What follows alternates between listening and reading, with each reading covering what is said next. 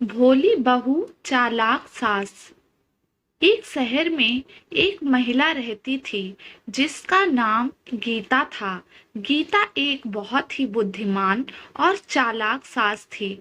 उसकी बहू रेखा नई नई शादी के बाद घर आई थी।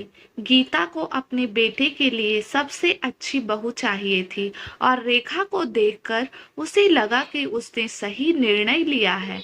पहले कुछ महीनों में सब कुछ ठीक चला, लेकिन जल्द ही गीता ने महसूस किया कि रेखा उसके बेटे को बहुत प्यार करती है और दोनों के बीच अच्छी समझदारी है। इससे गीता को ईर्ष्या होने लगी। उसने सोचा कि अगर उसका बेटा और बहू इतने करीब होंगे तो उसका बेटा उसकी बातें नहीं सुनेगा। गीता ने इस ईर्ष्या को अपने बेटे और बहू से चालाकी से छुपाया, लेकिन उसने बहू और बेटों के बीच फूट डालने की योजना बनाई। गीता ने अपनी बहू से झूठी बातें कहना शुरू किया, जैसे कि तुम्हारा पति तुम्हें ज्यादा पसंद नहीं करता या तुम्हारा पति अपने माँ के कहे बिना कुछ नहीं करता। उसने रेखा को यह विश्वास दिलाने की कोशिश की कि उसका पति हमेशा अपनी माँ की सुनेगा और उसकी भावनाओं की कद्र नहीं करेगा। रेखा को शुरू में इस पर विश्वास नहीं हुआ, लेकिन जब गीता ने उसके पति के साथ गलतफहमियां पैदा करनी शुरू की तो चीजें बदलने लगी।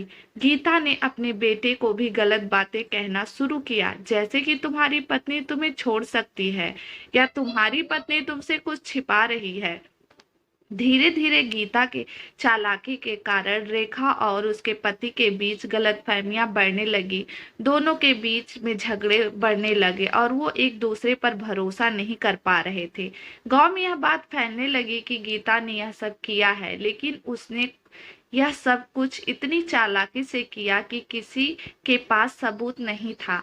आखिरकार रेखा ने अपने पति से इस बात को खुलकर बात की और दोनों ने यह तय किया कि अपनी माँ से अलग रहेंगे। उन्होंने गांव में बाहर एक नया घर बनाया और वहां शांति से रहने लगे। गीता की चालाकी के कारण उसने अपने बेटे और बहू दोनों को खो दिया।